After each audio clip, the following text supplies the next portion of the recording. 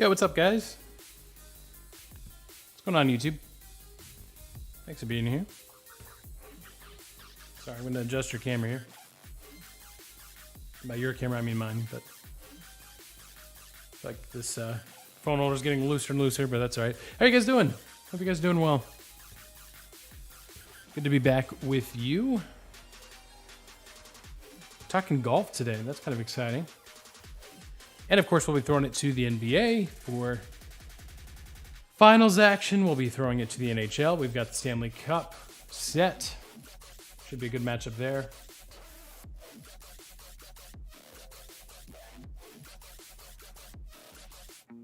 Yeah, hope you guys are doing well.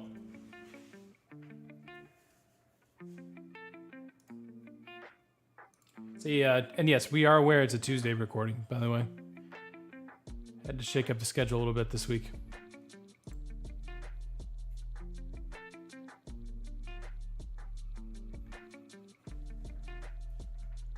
It is toasty. I should probably make sure I'm live on another platform. I think we're good. Yeah, did I leave my iPad in the other room? Well, I'll wait till Josh and Jonny get back, and then I'll leave because I need to grab my iPad and I need to grab. I currently have food in the Instapot, so I'm not trying to be like one of those streamers that blows up their house in front of people trying to cook. Not trying to be like them. So, anyways, I don't know. I'm curious what people think. I mean, we're kind of getting people's thoughts on this whole PGA versus LIV tour debate. Is it LIV or LIV? I'm calling it LIV. I feel like that's what most people have called it. So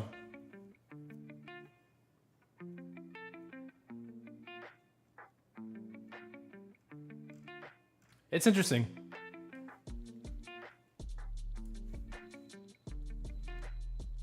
All right, hang on.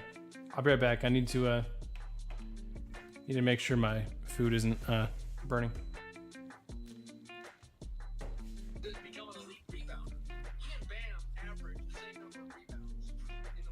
Johnny, what's up? What's up? Hey, I'll let you entertain YouTube because I gotta go take food out of the Instapot. So I'll be right back. Okay, we're already on. Hey YouTube, what's up? Got some articles coming out soon. You guys are going to hate my opinions probably, so have fun with that. Just let me have it on there. Always appreciate that. If you guys react to it anything like the Chicago Bears fans did, it should be fun.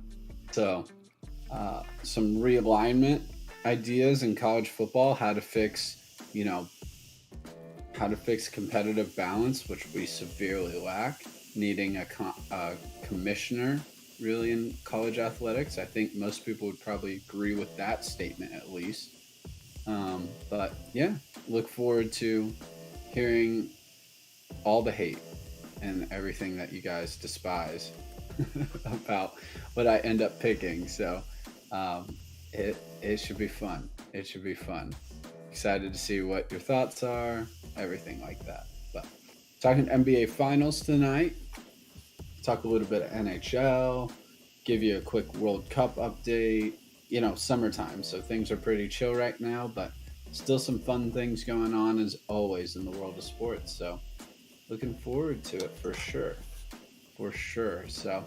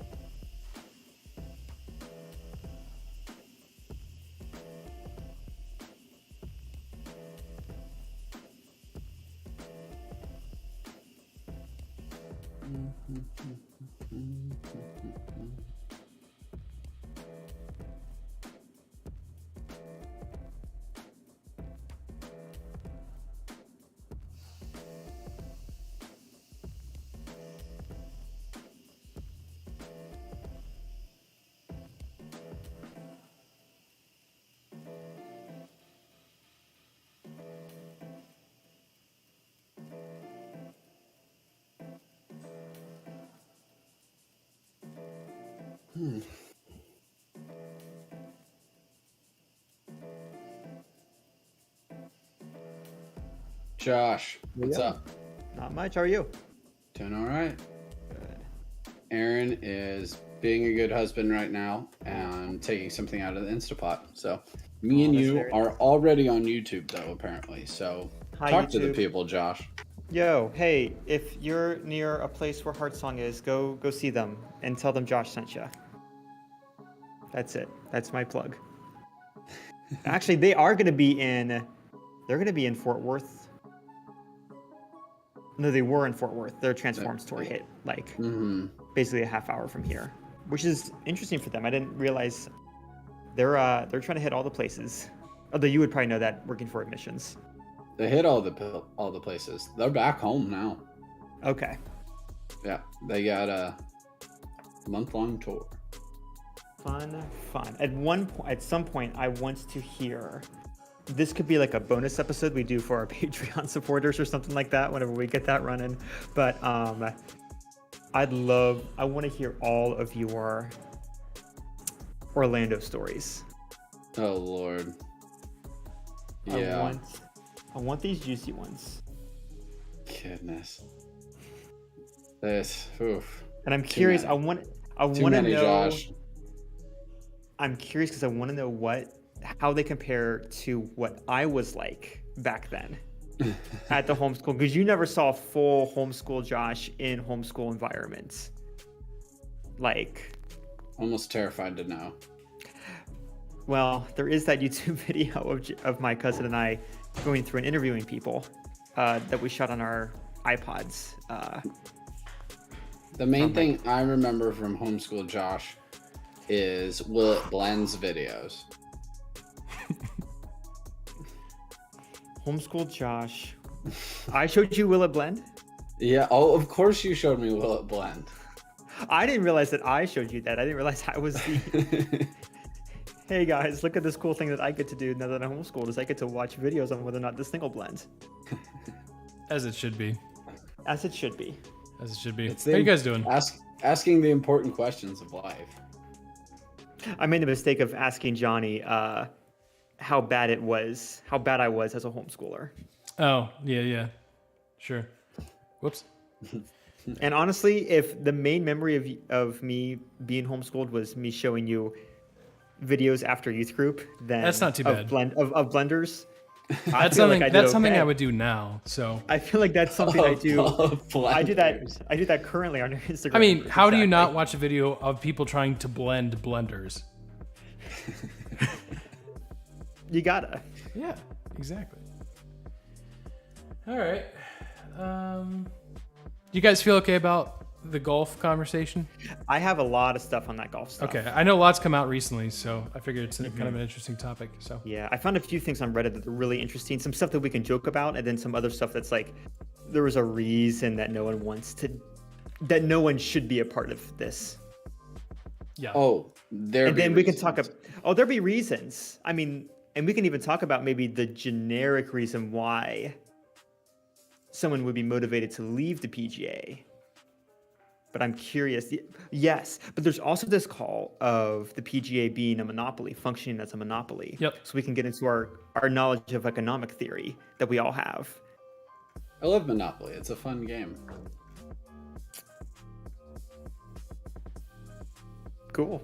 Yeah. All right. Well, I think I'm good. Yeah, we can save that conversation for when it happens. Match. But that'll be good. Save it for the after show. That's right. All right. I am recording. Give me a sec. Audacity just decided that it would not like to use Elgato Wave, so I will.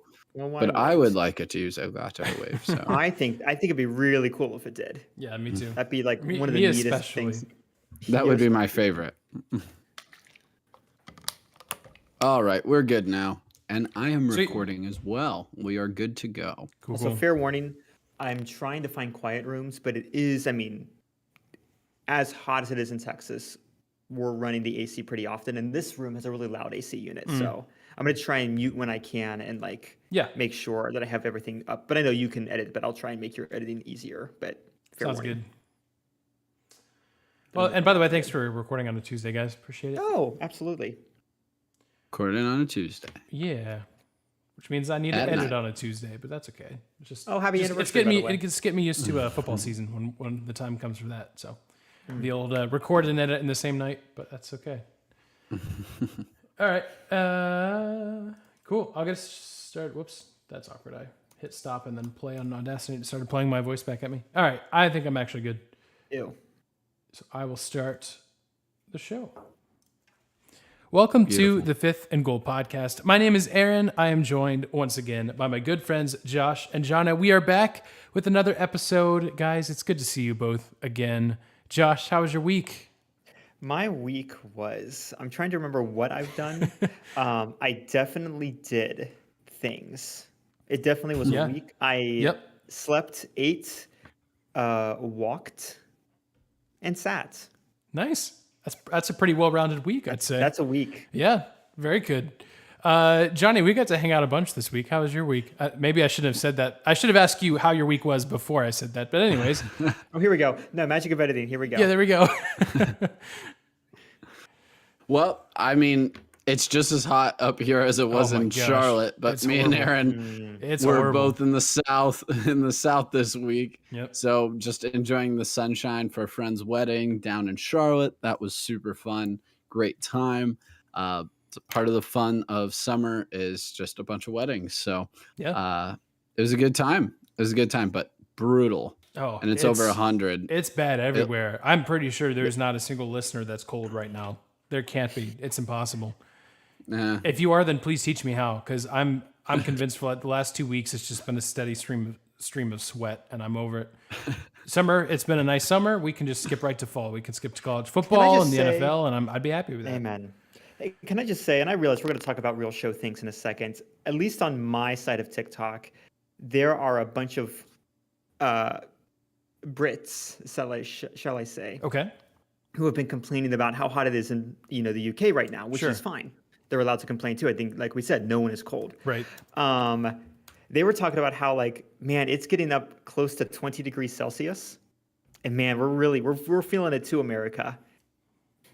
Since you guys are not reacting the way I thought you would, because we're dumb. Please translate. We're dumb, stupid Americans. Well, maybe 20 degrees Celsius is 68 degrees. Oh, get out of Fahrenheit. here. And I'm like, oh, come on. Yeah, dude, 20 degrees Celsius over here. We're sweating. And I'm like, I would pay a lot of money for 68 degree weather right now. 68 degrees. Like, it's England, Josh. They're always.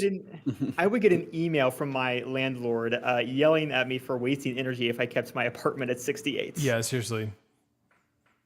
Yeah, man. Well, I guess we're moving to the UK then, so that's fun. Oh no, this is why we fought for independence, so we could learn how to handle things like things above. You can jog. It's not worth it. I can walk around in like, a hoodie in 68 degrees and be fine. Right. Get on our level, UK. Okay. Well, now that we're good and frustrated to begin the show, that's probably a good place to start, because let's get right into it. I should say, so I guess before we get into it, my week was good as well. Good time in Charlotte. Good to hang out with Johnny for a while. So that was good. In the process of all of our travels and all of our weeks, we had games 3, 4, and 5 of the NBA Finals. And guys, right now, as we're recording on a Tuesday night instead of our usual Monday, so we're a little bit more current than usual, it's 3-2 in favor of Golden State. That's thanks to a Game 5 victory last night. Steph Curry had, and really the entire team had, one of their worst shooting performances ever. And it didn't matter because Boston turned it over 20 times.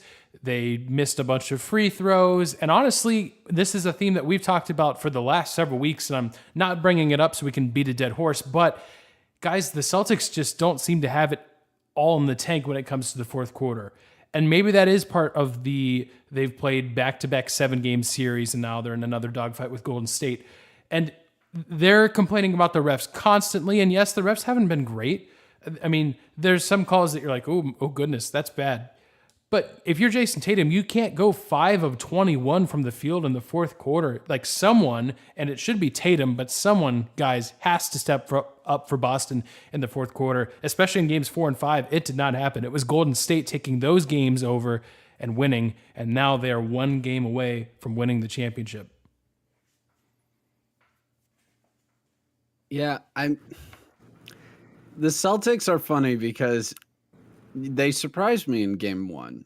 And again in game 3, really, with how dominant their defense is. And their defense just hasn't received enough credit probably until now with the job that they've been able to do. And Steph Curry not making a 3 last night was not just Steph having an off game.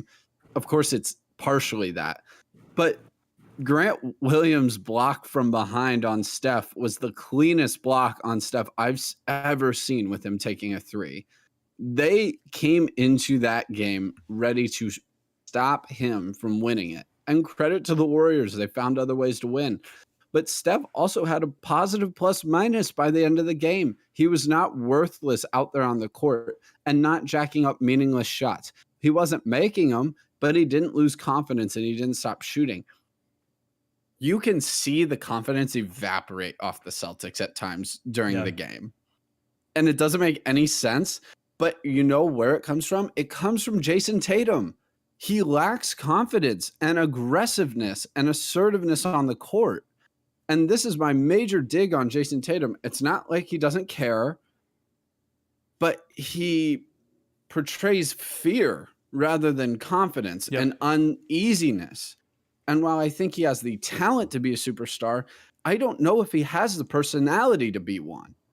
Luka has that killer instinct. I know he's never been to the finals, but he has the instinct you love and you crave. Even a Trae Young has that. A Jimmy Butler has that. You don't borderline arrogance almost in your ability to play and compete and win. You have to almost be on that level because you can't have moments of doubt when you're in the finals and at the highest level.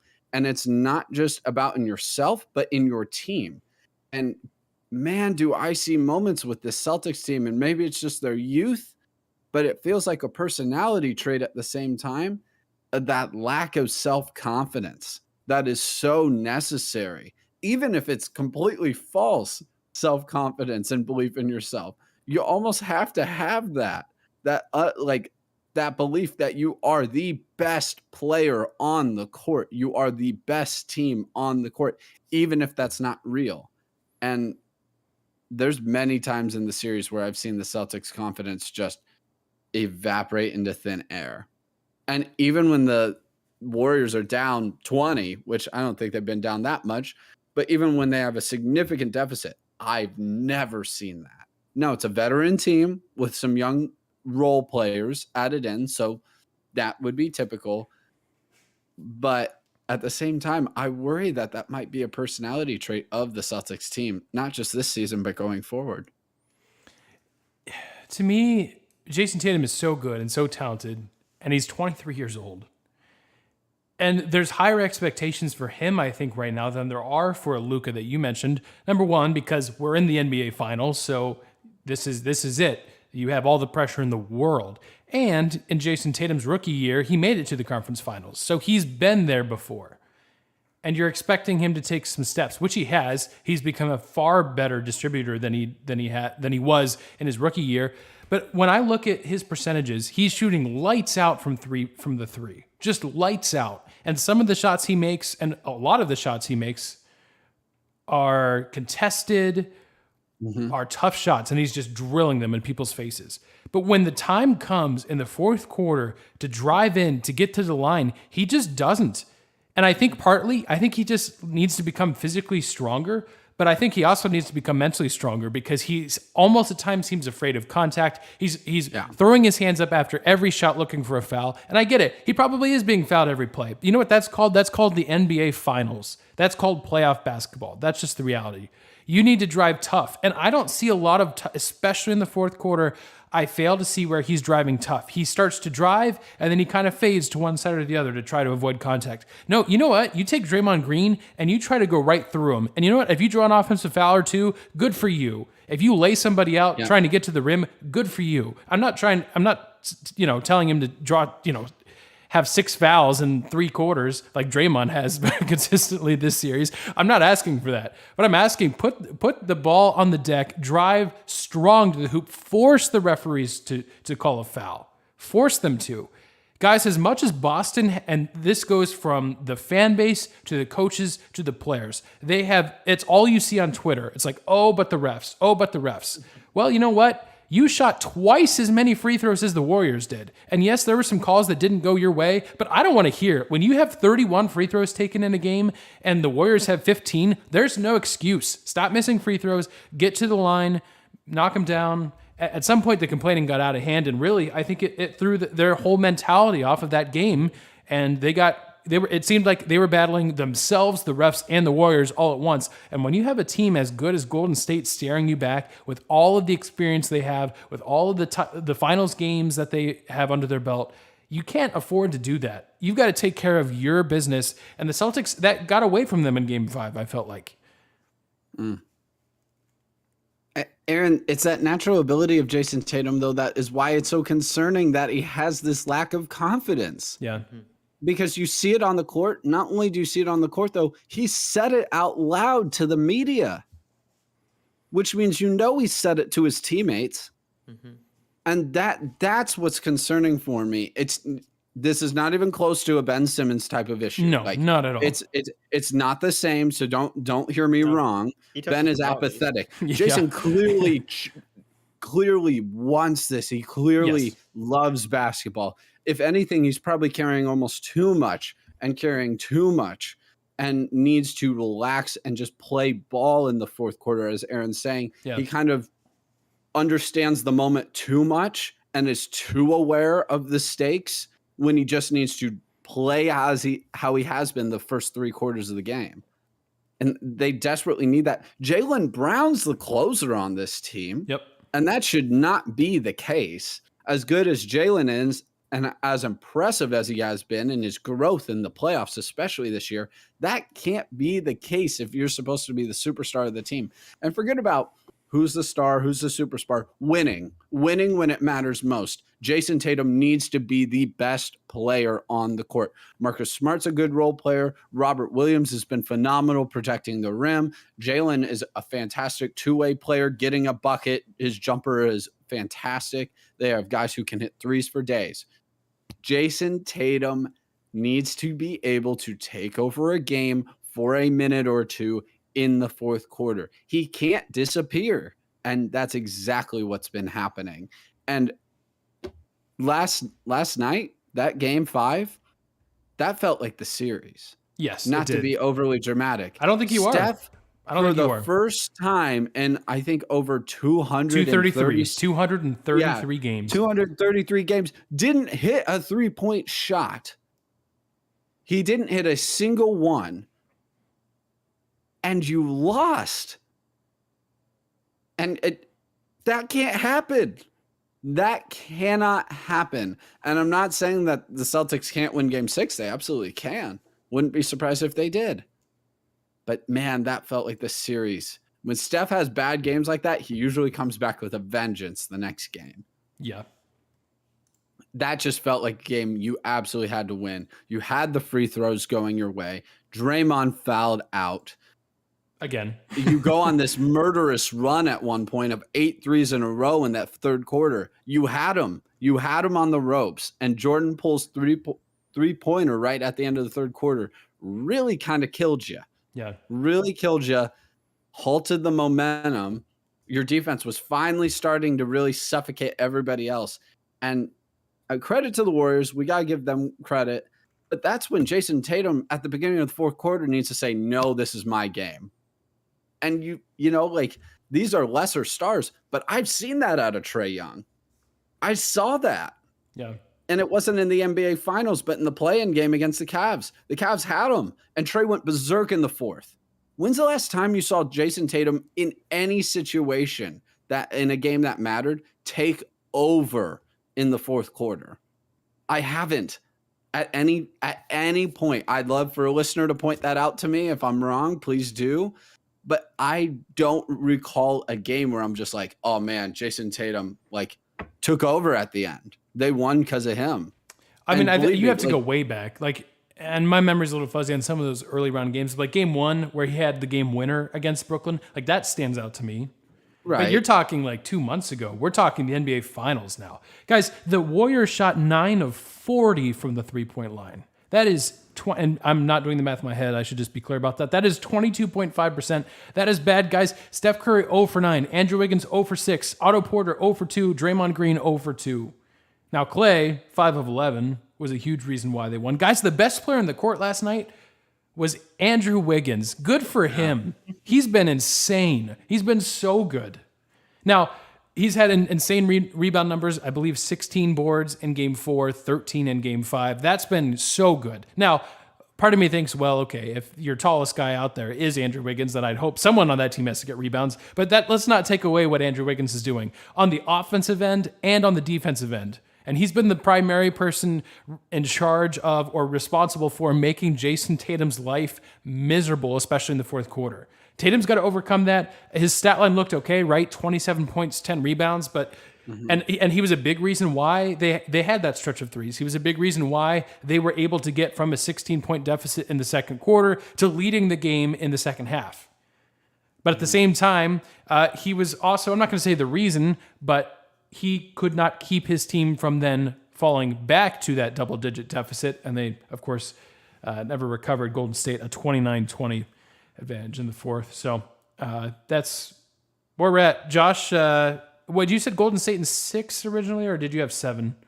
I think I had Golden State 7. Okay.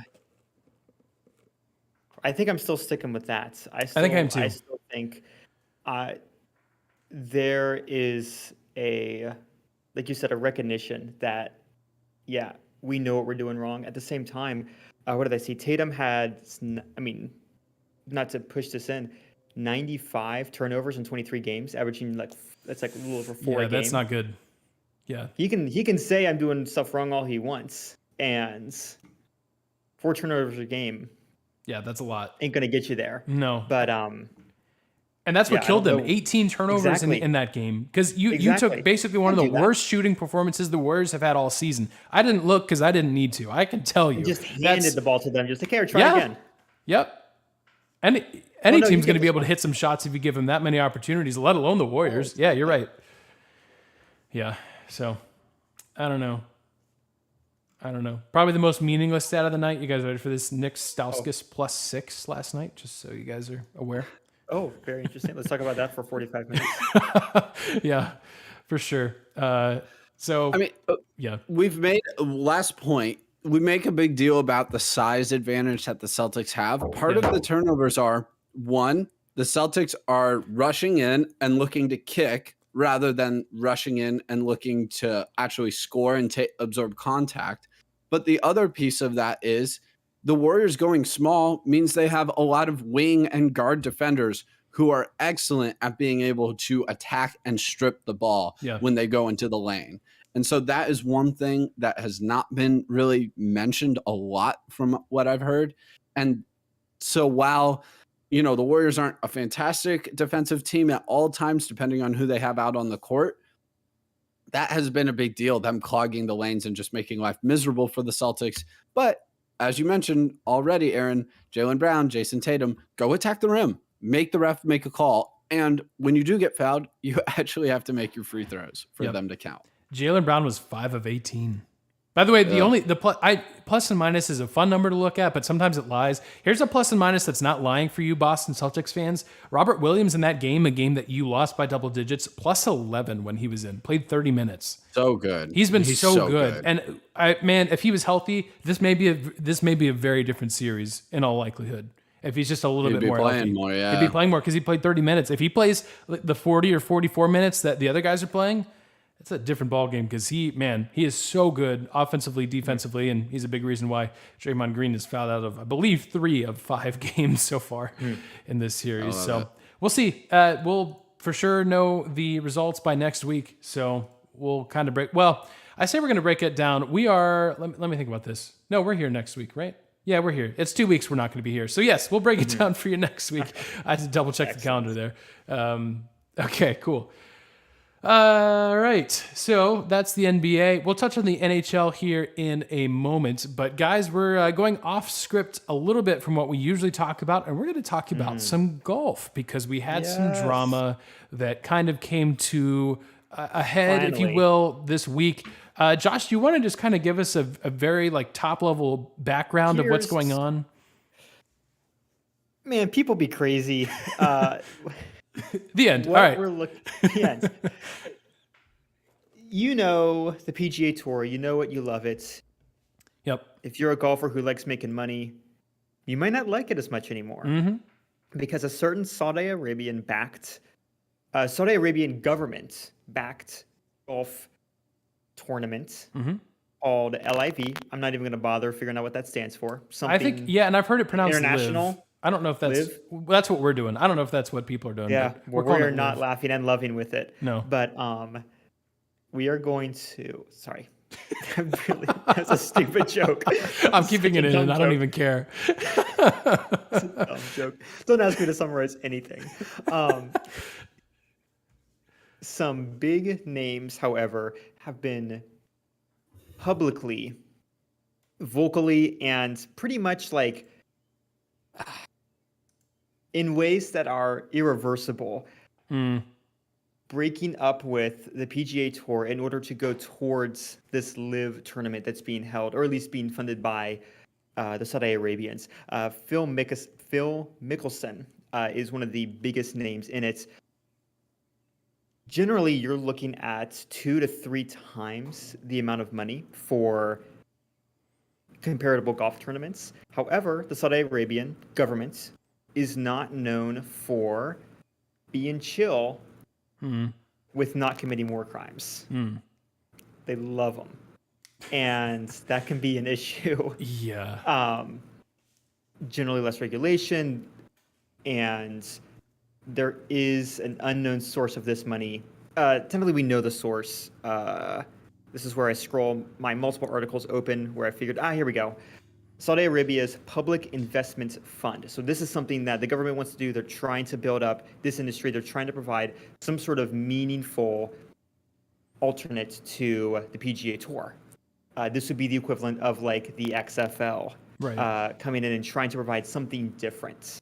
Now, some have argued that the PGA has been operating like a monopoly, providing unnecessary. I mean, Mickelson specifically would say that they're acting like a monopoly, providing substandard reimbursements for apparently too many regulations or not enough freedom or whatever.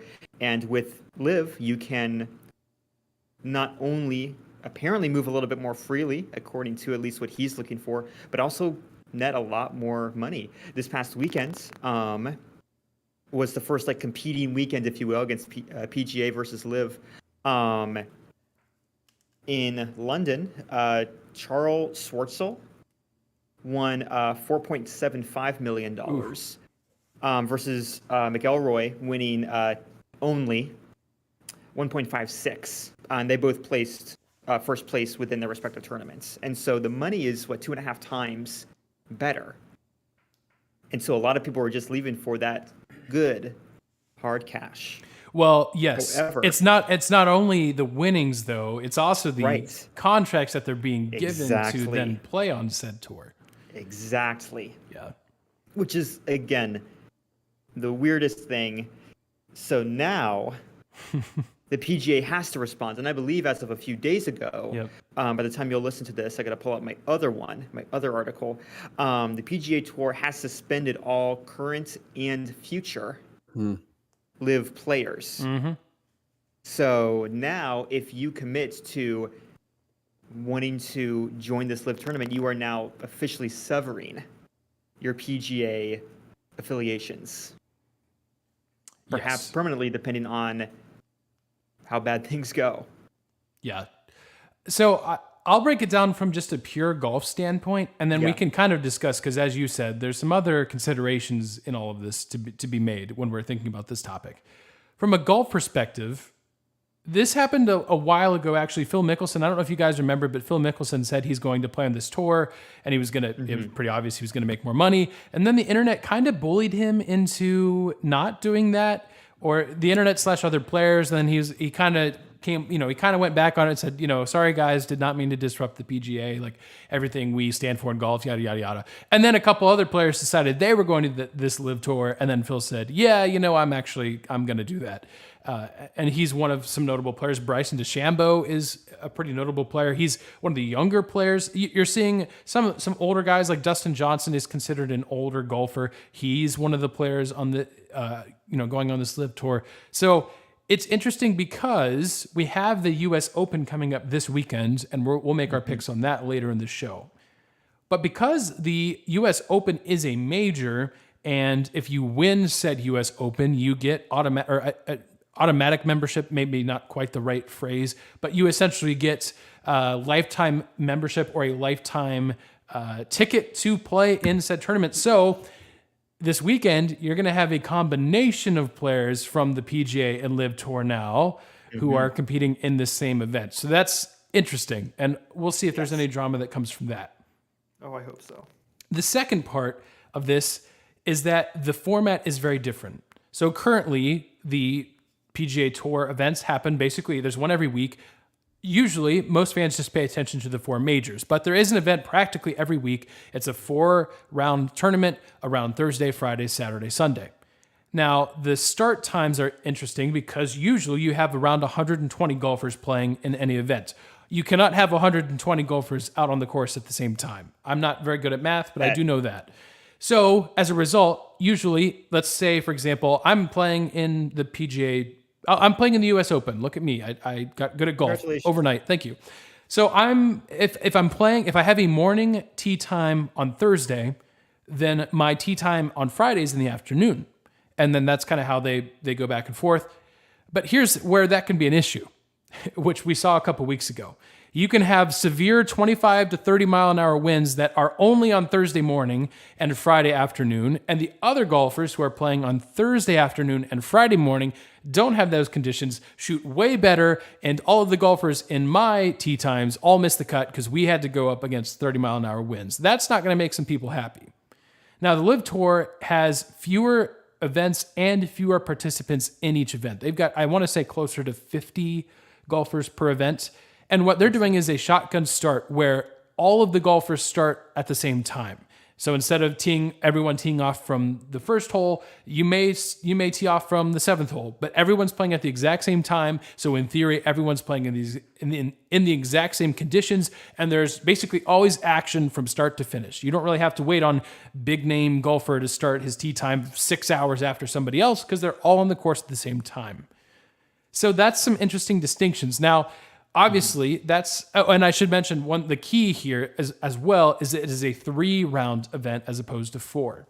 And so obviously that's irking some people, both just traditional golf fans and golfers who are on the PGA Tour, because that's very different to play only 3 rounds compared to 4. And there's no cuts in the LIV Tour. So there's some differences there. Golfers are not happy about it. There's some drama. But that's kind of just the overall differences between these tours. And look, I don't know, maybe the LIV Tour will attract non-traditional golf fans, like maybe fans that are just trying to get into it. They're going to have fewer events, but the idea is kind of like what we talked about with Formula One, make them bigger events, make them bigger deals. I don't know. It seems to me like it's going to be hard to make anything bigger than the Masters, but that's where we're at. So that is the golf side of things. But Johnny, I'm curious what your thoughts are kind of on everything else. The money, the government that's backing this, because that's also an interesting conversation. Yeah, and this is where, like some people just don't like talking about this stuff, but politics and other things do seep into sports. Sports is part of the world, and therefore sometimes politics are very ingrained into it.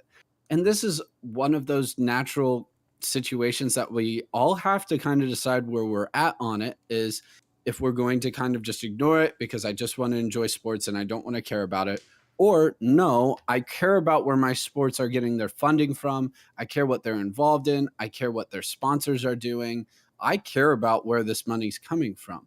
The NBA had a similar situation in China just a couple years ago. Yep. And, with how they're dealing with minority populations in China, and there is some national and public worldwide outrage with potential human rights violations by the Chinese government. And they were not happy that the NBA players were playing preseason games over there. They're touring, but the NBA wants that Chinese money. They love basketball. It's a ton.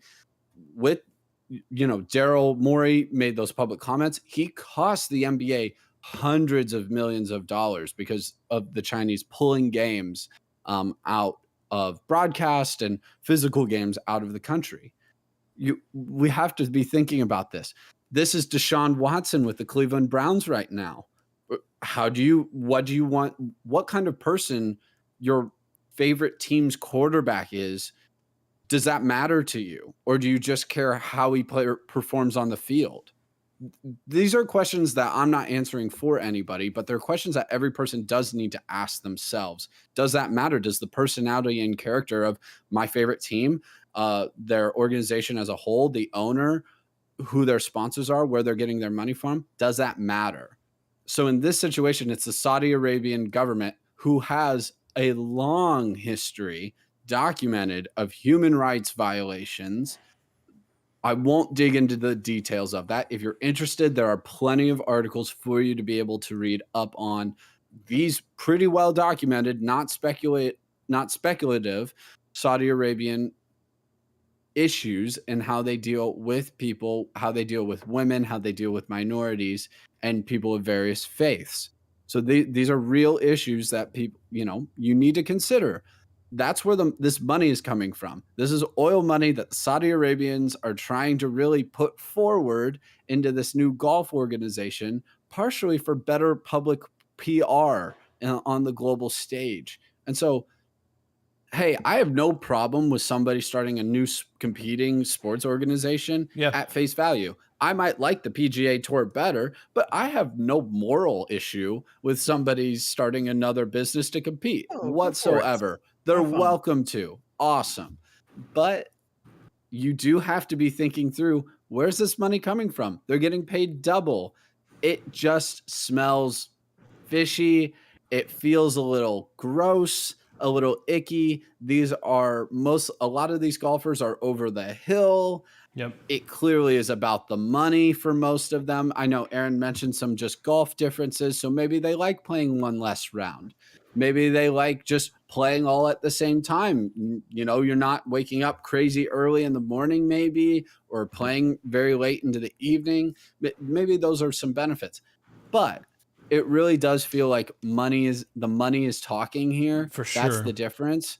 And so I think that is a big piece of this as well. That makes golf fans upset. That makes the public upset. That makes other golfers upset because they don't want to be attached to those type of people who would not even necessarily support what the Saudi Arabian government's doing, but turn a blind eye to it when you're accepting money in that way from them. So that's a very generalized take on it. Again, there's plenty of articles if you guys want to read into just what's going on with the LIV tournament and just where that money's really coming from and what the Saudi Arabian government has done and been doing in the past. So I encourage you guys, read up on that. Don't just take my word for it. But that is a very general statement with what's going on there. Yeah, thanks for bringing that up. Two things. One serious, one maybe semi-serious. We'll laugh and then go, you need to do this better. Currently, LIV spokespeople have removed journalists from press conferences for, quote, not being polite enough. Yep. There are reports that the golfers are allowed to speak candidly about the source of the money and about the actions of the governments that they are, in a sense, playing for. But Josh, if you have to say that, if you have to say that, if you have to say that, does that not mean something? And also, demonstrably, you can't, if you're just going to go, you're not being polite enough. The concern now is genuinely a suppression of freedom of speech, which if you want to sign away your rights of freedom of speech within you're like, you know what, $5 million is worth me shutting my mouth on this. You do you. That's not me. That's not many people, but you do you. However, don't pretend like you're just in it for the money, or that you can remain morally neutral on something like that if you're willing to sign away something like that just because you want a nice fat paycheck. I mean, a few of the golfers, I can't find specific names, they were going, genuinely, is anything in my life going to change with $400 million more dollars? That's what it was. John Rahm who said that. It was Rahm, and he's like, "Yep, no, nothing's going to change." And he's like, it's not worth it. I'm not so desperate for money, glory, fame, whatever, that I'm willing to, because at the same time, viewership is not there yet for the LIV tournaments. Yeah. The money's there. It wasn't very good this weekend, even for their first tournament. Exactly. Yeah, viewership was very bad. And like, they're going to Portland's next time. I cannot imagine Portland is going to be super supportive long term of this if this becomes a regular thing. Yeah. But at the same time, like, we're a sports show. So let's talk about the sports team names that they all named themselves. There we go. For this last week's tournament in London. Team names, I believe it's four people to a team roughly. Yep. For the LIV Golf Invitational in London, the following captains have been chosen by Greg. I don't know Greg, whoever, and the tournament committee. Greg. So you have, and I want your gut reactions on these team names, captains or whatever. Here are the team names: the 4 aces. Cool. Yeah, listen, that's the best one. Oh gosh. I'm gonna skip this one because it might be a curse. The Majestics, STICKS, like golf, like sticks. The Majestics. Yeah, I'm funny, tracking. Laugh. It's funny. I'm trying, but nothing's happening, Josh. Boo. The Ironheads. That might be the best one yet. Yeah. Stinger. Okay. The Cleeks. CLEEKS. Cleeks. I don't even know what that means. I think I'm too American to know what that means. I'm really worried. The Crushers. If I'm swearing in any of these, I apologize. The Niblix. Okay. Not the Crushers. The High Flyers. Fireballs. Smash. There you go. Fireballs. There we go. There's our winner. Fireballs. And then these 3 teams in order are. This is what what they named their teams: Smash, Torque, Punch. Someone just named their team Punch? They names their team like Dwight Schrute would when he's making a team. I kind of love that. I do too. Punch. I'm Team Punch. All right. There we go. This podcast, help? Team Punch. Team Punch. That was Wade. Yeah, that was Wade Ormsby's team. Okay. Team Punch. There you go. I can't imagine. And again, not trying to judge, but man, those seem like some really weird team names. I mean, all being Big Ten fans, we know about some dumb division names. Yeah, we do. I can't see how it's either going to be everyone's going to ironically watch because you want to see Team Torque, go against Team Smash and, Team Punch coming up from behind. Like, that just seems so juvenile. Like, if you're trying to build legitimacy in your brand, and you're doing it from what I can tell, and I didn't watch it. I know that they're doing some really good graphics work. They're doing some really good camera work and good commentary, keeping the commercials down to a minimum. But like, we know, and when I say we know, we've talked a lot about how to get engagement, from a sport to your viewers. And it feels like doing something like letting them name their team whatever they want, like it's a middle school, rec team. I feel like it's not going to help build the legitimacy that they would want if they're trying to be seen as serious. Because you're going against the PGA that has whose origins can be traced hundreds of years back. These are traditions. Again, I forget who was saying it, but he's like, when it's more than just the money. When you win the Memorial Tournament, that means something. Yeah. Apart from the purse. I think that was John Rahm again, actually. Yep. Yeah, Rahm. Yeah. When you win the Masters, that means something. The green jacket has symbolism. It has a weightiness to it. And so, yeah, you can be frustrated at how the PGA is running things. I don't admittedly don't know enough about the PGA to know whether or not it's functioning like a monopoly. They seem to be the only people in the game, so lends itself towards maybe monopolizing just naturally. I don't know if they're stifling competition. I don't know those things. We talk about sports and random things I found on TikTok. However, if you're trying to build legitimacy in your brands and you're trying to genuinely improve upon maybe the structure of what like the PGA is and what golf has been, and you're going to do it through gimmicky names and removing journalists from your opening few press conferences, just from a straight up programmatic standpoint, that's not good, dog. Yeah. And here's the other interesting thing. And at first I actually thought this would be a good thing, and maybe it still will. They don't have a TV deal. It's streaming exclusively, but it's streaming on their own website and YouTube and Facebook, which are all accessible. As far as I know, you can access it for free, and everyone can. So in theory, their product may be more accessible just in terms of like, can you watch it? Yes or no. For most people, I'm sure, I don't know. There's probably more people that have access to a computer that has Wi-Fi or a phone that has phone abilities that you can just throw YouTube on than a TV or, whatever that looks like, or the golf channel, right? Yeah. I have the full 6-hour stream that I just pulled up right now if I wanted to. Yeah. For the final rounds.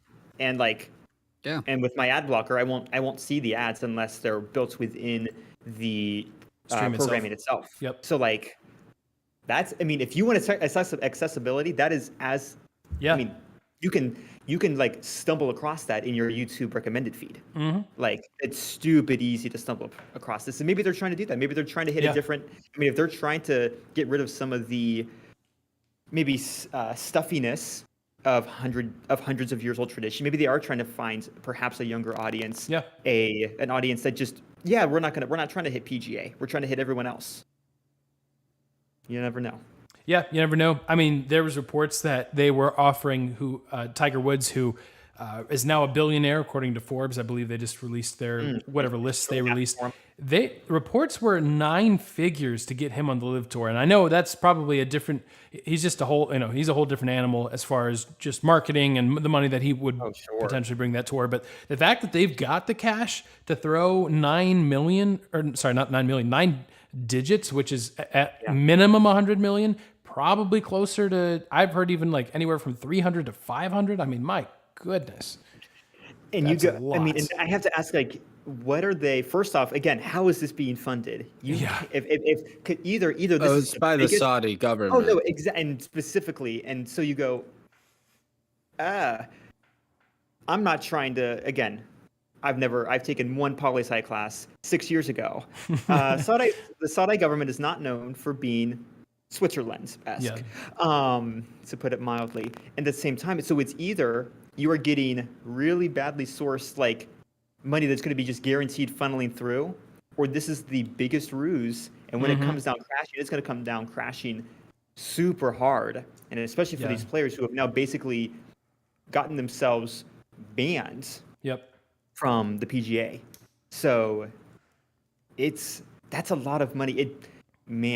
That's just a lot. And again, as I'm looking at I own a little bit of crypto, watching my crypto prices fall just because the bubble has finally burst. Yeah.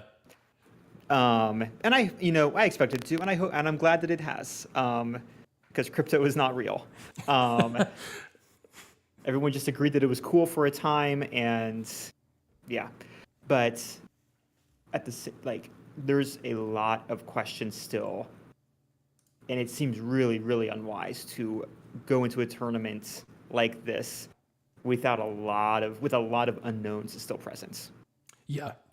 Obviously, if you get a few hundred, I don't know, 10, 20 million to join it, then you're probably good, and you're probably on your way out of the PGA Tour anyways. But if you're a golfer that is kind of up and coming and you're trying to figure out which tour to go on, I don't know. I would be a little hesitant to join that tour, even though the paycheck might be better right now. But we'll see. Yeah. We'll see how long this thing lasts. We'll see how well it can compete with the PGA Tour. I also like the theory, like the concept of having a different league in the sport. Like I'm with you. Monopolies are not always the best thing. Let's be honest. The NFL could do whatever they want. They could do whatever they want, and they're going to be the top dog. And I don't know if I love that. But anyways, that's a different conversation for a different day.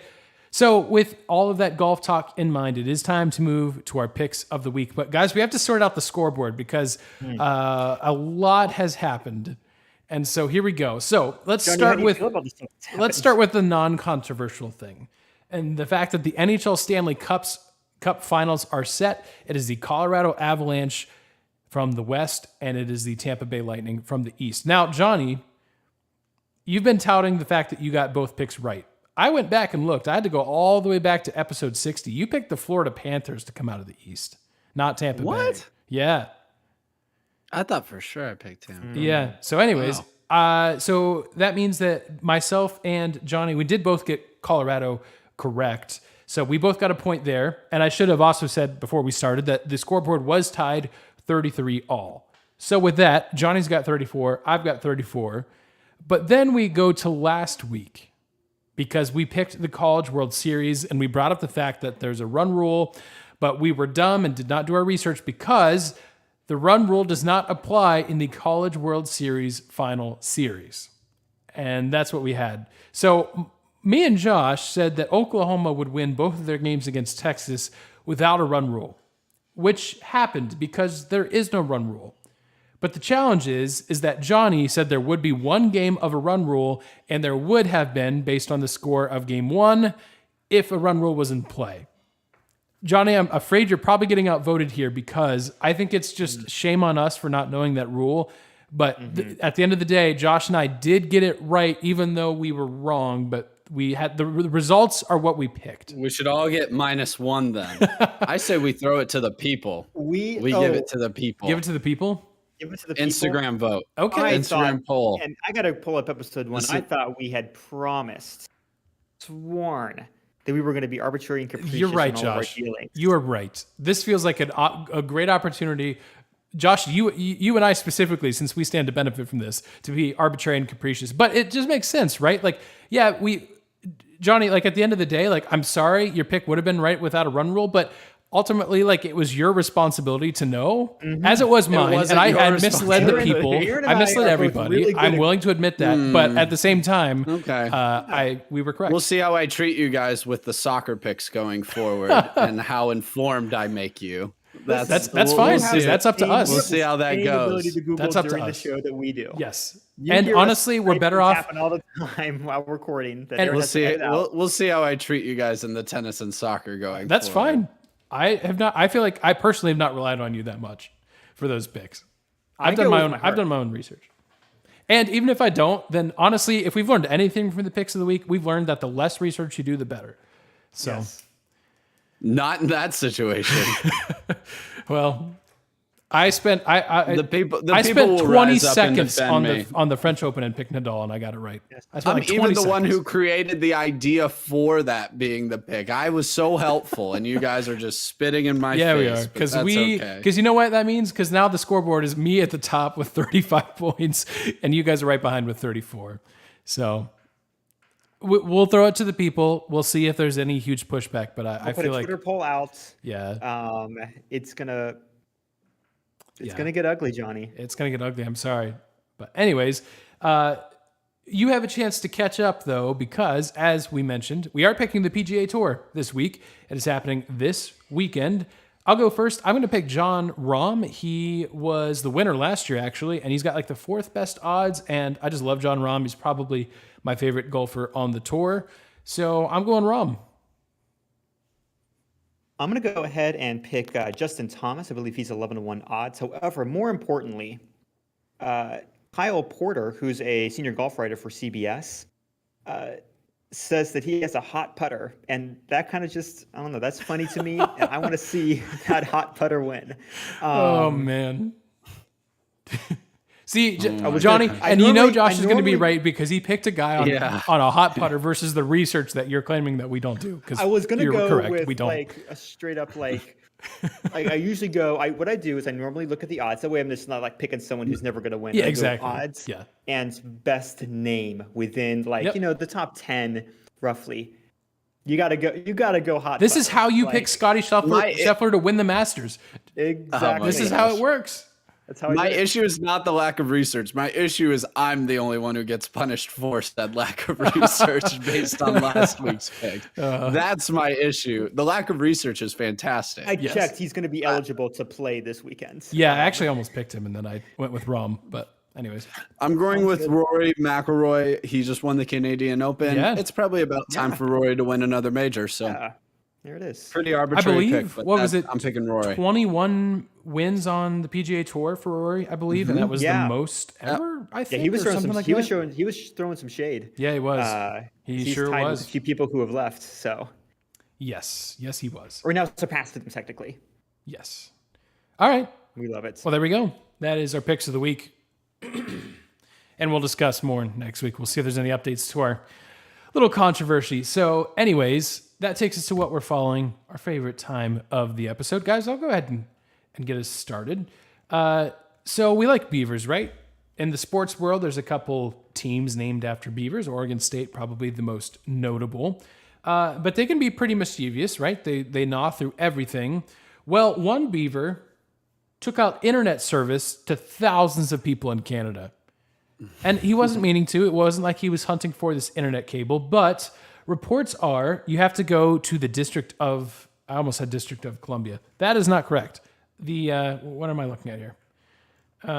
British Columbia. I don't know where I got... That's where I got District of Columbia. This is where it's time for me to be done. Anyways, this happened in Tumbler Ridge in British Columbia, a town of about 2,000 people. It's close to apparently 4.5 hours northeast of Prince George. That tells me absolutely nothing. You love Prince George. So anyways, so there was this cable, this like fiber optics cable, which was providing the citizens with internet and some even with power. It's enclosed in a 4 to 5 inch thick conduit for protection, but that didn't stop the beavers who chewed through it. Actually, chewed through a tree, which then hit this wire and knocked it out. So again, not like they were even going for the wires. Just kind of happened. Was just gnawing on a tree like a beaver does, and thousands of people. Sounds like a people internet problem to me, Aaron. Why'd you put your wires so close to the such beaver? a delicious tree?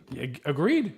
The thing that kills me I is see there's no this problem with the graph beavers. of this whatever it's called, NetBlocks. I think it's probably the company that gives us internet, and they have a graph, and it's showing like near 100% coverage. Things are going well. And then you have the beaver incident, which is highlighted in red with a circle, and they're pointing to the beaver incident. And then the coverage percentage just plummets to zero for zero. like 36 hours, then goes right back up when they finally had it fixed. But guys, this has to be one of the best graphs I've seen in a very long time. So good for you, beaver. You just keep doing you. That'll teach them to. You're right, Johnny. That'll teach them to build internet close to your habitat. Listen, I am so tired of this modern language of, oh, look at this cute cat, he broke the internet. No, hey, you know what? Finally, this beaver literally broke the internet. Actually, demonstrably broke the internet. Yes, he did. So next time you want to send me your cute little cat video like a cool clapback, on NBA Twitter or whatever. Yep. If it did not cancel service in a major region of Canada, I don't want to hear it. Yep. You know who else hates internet? Old baseball players. Let me tell you about some of the rules that used to exist. I found this the other day. Baseball's cool. We all have been to games. Some of us recently. Yep. But all of us. It's a fun time to be there. We love the stats. We love That's it. Just the stats. That's it. Just the stats. It's not even who plays. Yep. Doesn't even matter who plays. Atmosphere is great. But we've talked about sometimes rules can be frustrating. And MLB is constantly trying to make sure that the game is a balance of safe and logical and marketable and all these things that we've talked about. Well, here's some interesting rules that used to exist back when baseball used to not be quite like it is today.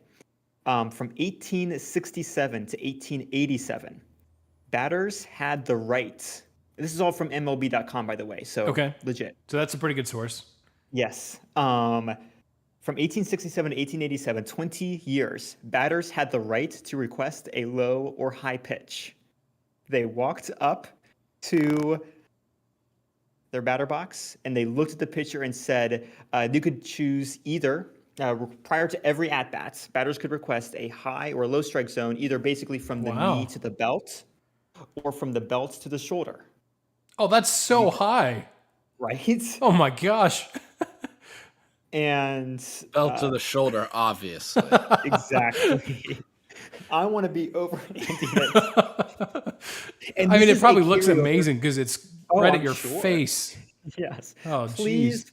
I want to almost die from this. Well, to be fair, they're not throwing 105, miles an hour at you, and so a lot of these rules are probably going to feel very cricket-esque, given its origins and all the more reason why baseball is better than cricket. I did watch the Downton Abbey episode where they did cricket, and I had no clue what was going on. They cheered for no reason. Everyone was wearing white. Yeah, you're right. Cricket's horrible. Eating sandwiches while doing it, and I'm like, no. I could get behind the sandwiches part. Although to be fair, you can do that in baseball too. So theoretically, I mean, you could have a lot of fun. Get them, cricket Twitter. Yeah, please roast me.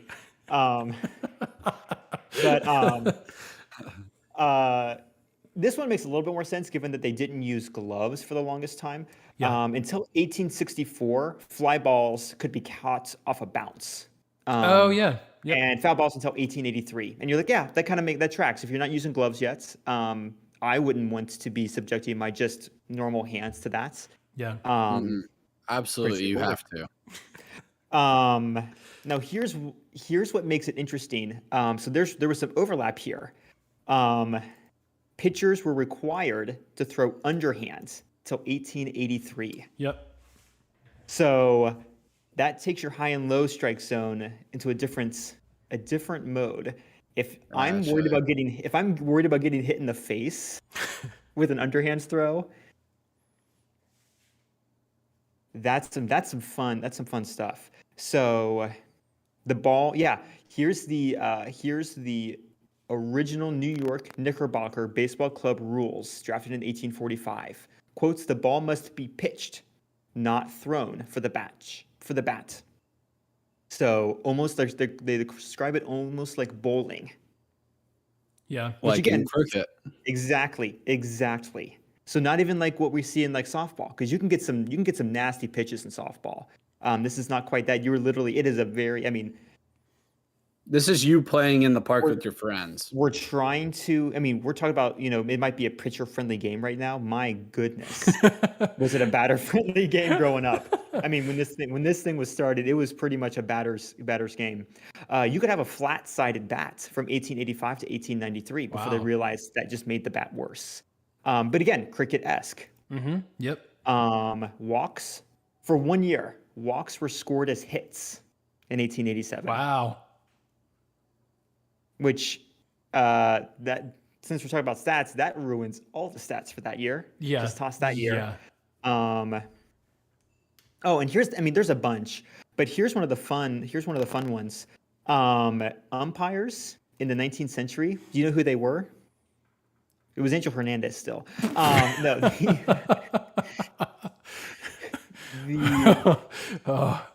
Bad joke.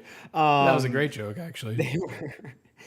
They were other players, just like bench players? People in the crowd.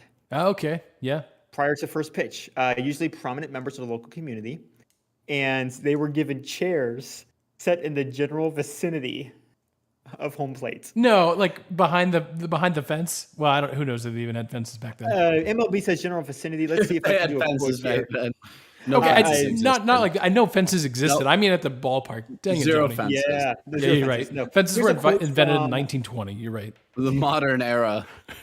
Old-time umpires were accorded the utmost courtesy by the players. This is 1916. The Ohio's Marion Star newspaper, 1916. Okay. The umpires were given easy chairs placed near home plates. Okay. Provided with fans on hot days, and their absolute comfort was uppermost in the minds of the players. The umpire always received the choicest bits of food and the largest glass of beer. Wow. When Because people that ask helps you see strike zones here. That's high. I don't know. Hot. And an Man. kind of related note, apparently Angel Hernandez is so not self-aware that he thinks Major League Baseball is actually skewing his statistics. I'm like, oh, buddy. Oh, buddy. speaking of skewing statistics. Anyways, sorry, continue. Final rule, and this is again another stat ruiner. Ground rule doubles were ruled as home runs until 1920. Oh, so basically just if it goes over the fence at all, it's a home run. Exactly. Okay. So I can actually get behind that one. Not gonna lie. It's not the worst. No, it's really not. It's fun. Yeah. So there you go. Baseball. You can complain about baseball all you want now, and you are very much right to. We could have been playing basically cricket with fewer people. And still Angel Hernandez. And still Angel Hernandez. I will take that. I'd dump every game if I was treated like royalty. Oh, that'd be amazing. That'd be amazing. All right. Fantastic. Well, very good. Thanks, Josh. Treat your umpires better than you probably do, but not like that. That's Not like that. Yeah. What I'm following this week is actually my father. Why? Oh. Partially because it's Father's Day. Yeah. But also because on rare occasion, Father's Day is also my dad's birthday. Like many people, your dads are pretty integral into your sports knowledge, you playing sports as a kid. And so I thought I would just spend what I'm following just thanking my dad for making me play baseball, soccer, basketball, track, tennis, everything that I played as a kid. A lot of it was because my dad took me to the ballpark. He wanted me to know how to play. He encouraged me to play and made sure I didn't quit even when I wanted to, even when I thought baseball was boring. Sorry for all you baseball fans out there.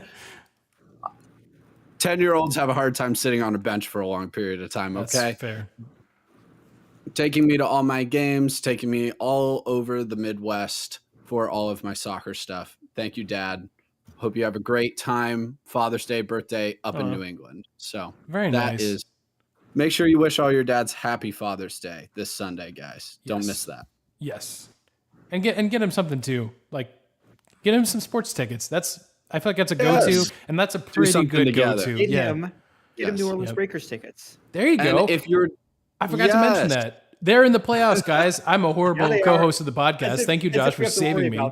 They are in the playoffs, which is in Canton, Ohio. So if you're in Ohio and you're like, man, I wanted to go to a Breakers game, but they've been in Alabama this whole season. Now they're not. They're not. But you can, and again, especially our Ohioan listeners, you are legally required to go there. Yeah, for sure. Sorry. Yep. I got an out because I'm a few states you're in away, Texas. But, But, and listen, playoff tickets, I can't imagine they're going to be more than. They can't be that bad. It's not going to be NFL tickets, so you can go to the Hall of Fame while you're there. Make it. It's right there. Make a day of it. But for real, Johnny, thank you for bringing that up because that's a great shout out to all the dads who, like you said, supportive of all the sports. Sure, many a long car ride for a lot of us listeners, and if you are listening and you are a dad, then we just want to say thank you and hope your Father's Day Sunday is good as well. All right, guys, I think that covers everything on our list this week. So, thanks for tuning in. We'll be back next week again, as we mentioned. Well, the NBA Finals will be over by the time we talk to you guys next. We'll be breaking that down. It'll be either the Warriors or the Celtics. We all think kind of the Warriors in 7, probably still, maybe 6 or 7. Obviously, it won't be. Those are the only options, I guess, if Golden State wins. But we'll see. They're 1 win away. We'll see what happens there. We'll be midway through the NHL Stanley Cup playoffs, the finals. So we'll walk through that in a little bit more detail as well. And we've got an exciting interview coming up in the next 2 weeks. So make sure you're tuned in to the podcast. Make sure you're following on whatever your favorite podcast platform is. We do appreciate that a lot. So. Yes, that wraps us up. So thanks for listening. Appreciate it. Again, you can follow us on all the different social medias. We've got videos on YouTube and TikTok and Facebook and Instagram and Twitter and just about every place we can get our stuff out there on. So follow us there. We'd love to continue the conversation on those platforms. And that'll wrap us up for this week. So guys, thanks for being here. Listeners, thanks for listening. We appreciate you guys so much. And we'll see you guys next week. Have a good one.